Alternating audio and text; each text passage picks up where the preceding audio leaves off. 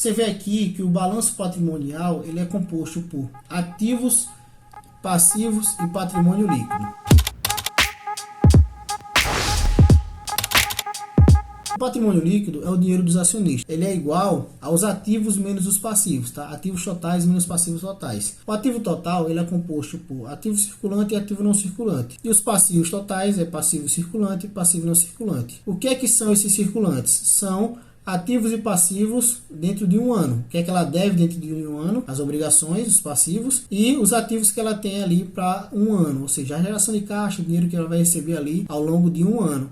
E os de longo prazo, que são os não circulantes, são ativos imobilizados, dívidas de longo prazo, que são os passivos também, tá? Então eu vou mostrar tudo isso aqui para vocês. Então quando você vem aqui no balanço patrimonial, você vê logo o ativo circulante e dentro dele você vê as disponibilidades, que são o quê? O caixa da empresa. E qual foi o crescimento de caixa em relação ao ano passado? Ele não teve crescimento, ele teve um decrescimento de caixa aqui. Então teve uma queda de 16% no caixa da empresa. Então você tem que analisar e ver as notas explicativas para saber por que isso aqui está acontecendo. Isso daqui vai ser mostrado na DFP, que é outro relatório que eu vou mostrar para vocês. Nós temos aqui os estoques da empresa, você vê aqui se teve crescimento de estoque ou não. Se esse ponto aqui ele é positivo ou negativo, então você tem que analisar também as notas explicativas. Eu não vou cobrir isso daqui agora, eu estou só fazendo um overview do balanço patrimonial da empresa para vocês. Você vê aqui o ativo não circulante da empresa, que são os imobilizáveis. São os ativos imobilizados da empresa, alguns investimentos de longo prazo. Então, ativos realizáveis de longo prazo, são investimentos de longo prazo aí da empresa, são ativos que ela não vai vender agora. Quando for um ativo que ele vai vender no ano, ele passa de não circulante para circulante. E aqui, você somando os dois, você vai ter o ativo total. Quando você pega aqui o ativo total, ele tem que ser igual ao passivo total, que é o passivo circulante, mais o passivo não circulante, mais o patrimônio líquido. Então você vê aqui que ele bate. Se você pegar aqui, você vê que o passivo, o ativo é igual ao passivo mais o patrimônio líquido. Então o passivo circulante são as obrigações de curto prazo da empresa. Você tem aqui custo com fornecedores, obrigações fiscais, empréstimos e financiamentos que você vai pagar no curto prazo. Você tem dividendos e juros sobre capital próprio que você vai pagar para os acionistas. Você vê aqui o passivo não circulante, os empréstimos da empresa. Você vê que a WEG tem poucos empréstimos, então ela é uma empresa bem saudável do ponto de vista financeiro com relação a empréstimos. E o balanço patrimonial da empresa é organizado nisso daqui. Eu vou fazer uma análise mais profunda de outros indicadores que a gente pode retirar do balanço patrimonial, tá? Eu só estou mostrando aqui para vocês como é que funciona, como é que é um balanço patrimonial de uma empresa. E aqui você tem o patrimônio líquido, que é justamente os ativos menos os passivos. Então você vê aqui que o dinheiro dos acionistas representa 12 bilhões da WEG aqui. São acionistas controladores e acionistas não controladores aqui.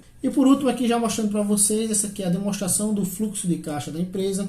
Ele é dividido em atividades operacionais, atividades de investimento e atividades de financiamento aqui da empresa. Então como é que funciona aqui o fluxo de caixa das atividades operacionais? O fluxo de caixa é o dinheiro que está entrando e saindo ali da conta contábil da empresa. Então você vai ter aqui, dessa conta contábil de atividades operacionais, você vai ter o dinheiro que entra, tá? Que é o lucro antes dos impostos, das participações aqui na empresa, que foi 1,51 bi e pouco aqui. Você vai ver aqui, ó, que esse lucro aqui em cima, ó, lucro antes de impostos, tá vendo aqui, ó, 1,15 bi, e aqui embaixo você vê aqui 1,15 bi. Então, aquele lucro antes de impostos, ele vem para cá para a demonstração do fluxo de caixa. Ele é o dinheiro que entrou ali no caixa. Aí você vai pagar o que? Depreciação e amortização, nesse caso aqui foi uma receita positiva. Você tem provisionamento aqui, então você vê aqui outras variações, você vai subtraindo. E você vai ver o quanto é que ficou de caixa líquido das atividades operacionais. Então você vê aqui que a WEG teve um caixa líquido negativo das atividades operacionais, ou seja, ela teve que pegar dinheiro do caixa da empresa para cobrir as atividades operacionais. Ela queimou um pouco desse caixa daí. E no ano passado, no primeiro tri do ano passado, ela teve uma receita maior de caixa ali operacional. Então ela ganhou mais dinheiro do que ela gastou no ano passado. Ela precisou de mais capital de giro ali para manter as operações da empresa. Com relação às atividades de investimento, qual o ponto que eu gosto de avaliar aqui? É o quanto a empresa gasta com o ativo imobilizado. Então, se você dividir aqui os 200 milhões pela receita que ela teve, vê que ela gasta aqui em torno de 20% com ativo imobilizado. Isso aqui não é um valor tão bom. O ideal seria que ela gastasse o menos possível com ativos imobilizados, que são investimentos ali de máquinas e equipamentos da empresa, para que ela não tenha um custo tão alto com isso daí. Então, você tem aqui despesa com ativos intangíveis, você tem resultado imobiliário, de venda imobilizado. E você chega aqui no final, você vê o caixa líquido das atividades de investimento. A VEG gastou 300 milhões com atividades de investimento para as suas atividades operacionais aqui, para manter as operações da empresa. Aqui é o caixa de você manter as operações, e aqui o caixa onde você investe para você ter mais operações no futuro da empresa. Ano passado ela investiu menos, esse ano ela investiu um pouco mais. E aqui são as atividades de financiamento. Então você tem captação de empréstimos e financiamentos obtidos, ou seja, ela captou 1,7 bi de empréstimos, pagamento de empréstimos e financiamento, pagou 80 milhões em empréstimos e financiamentos, saiu o dinheiro do caixa da empresa. E você tem dividendos e juros sobre o capital próprio que foi pago aqui para os acionistas.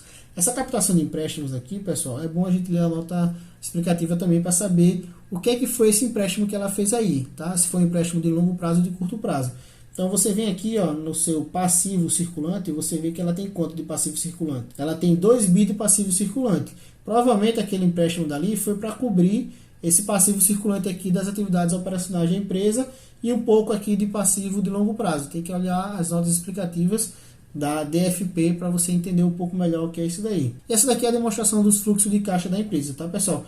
Quando você soma esses três valores, caixa das operações, caixa das atividades de investimento e caixa dos financiamentos da empresa, como a empresa se financia, você vai ter o fluxo de caixa livre, tá? E o fluxo de caixa livre, ele vai ser adicionado ao caixa da empresa, ao patrimônio da empresa ali. E você vê aqui que ela queimou caixa da atividade operacional, mas nas atividades de financiamento aqui, ela acabou gerando um pouco mais de caixa porque ela fez alguns empréstimos. Então ela está positivamente com relação à caixa, ou seja, ela tem fôlego para manter as suas atividades, os seus investimentos, para manter as suas operações, tá, da empresa. Então é isso daí, pessoal. Essa aqui é a demonstração dos fluxos de caixa. Aproveitei para falar junto com o balanço patrimonial. Até a próxima.